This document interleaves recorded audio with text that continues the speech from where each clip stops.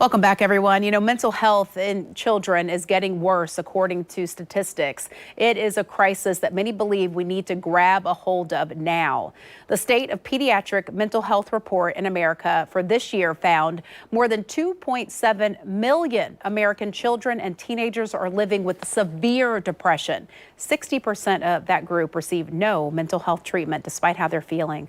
Now, as we recognize National Children's Mental Health Awareness Day tomorrow, we believe now is the time to learn how to identify concerning behaviors, address this with your kids young. So joining me now to talk more about this, Colleen Rodriguez is the CEO of LJD Jewish Family and Community Services, and also a licensed clinical social worker. So thanks for coming in, Colleen. Thanks for having me. You know, when we talk about this, I feel like we're more aware of mental health issues. We're talking about it more. Kids are talking about it more, but it just seems like we're in a worse position than we were even before it came up. Is it that we're talking about it more, that we're just more aware of this?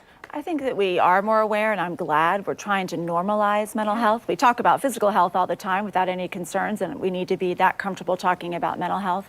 But I think it's the next step, really paying attention. Everyone thinks, oh, not in my home, not my children, but we need to be aware that it is all children that are dealing with stress, whether it's social media or with school, and we need to be talking to them and seeking help when it seems bigger than what they're able to handle. And I think when it comes to parenting, you think, oh, I don't want to introduce something to your child, so you don't talk about it. But how young should you be talking about depression and emotions and maybe even suicidal feelings, just so you can get a handle on what your child's dealing with? So I think it has to be age appropriate, but I think we start talking, just like I said, we talk about physical health. How are you feeling? How's your head? How's your stomach? How is your spirit feeling? How are you feeling sad? And what are those emotions? And giving them the words and the tools to be able to communicate when something isn't right. Depression looks different in different ages and different sexes and different homes. Mm-hmm. What does it look like for a young child? I would be looking at change in appetite, change in sleep, change in mood. Are they angry? Sometimes anger. Depression is masked by anger. Are they sad? Are they withdrawing from activities that normally they would engage? You're the parent. You trust your gut. Yeah. If your child's behavior is changing, I would be talking to the school as well. Are they seeing changes in behavior at school or in daycare? And then obviously seeking help if you need to. Yeah, it's funny. My son is now 10, but I remember last year, sometimes he would come home and he was just like mean, like to a sister and to me. And I would be like, what? You can't act this way. Don't act that way. So finally I asked him, I said, what's going on at school that's making you act this way? And we talked, and I got out of him that they were having a rough time at football. He was kind of being bullied a little bit. And so that was why he was behaving that way. So I'm so quick to like punish and parent that I forgot to ask those questions. So I think we just have to be so intuitive and notice those changes and know that that's not normal and something's contributing What to is it. normal, what's not normal. Yeah.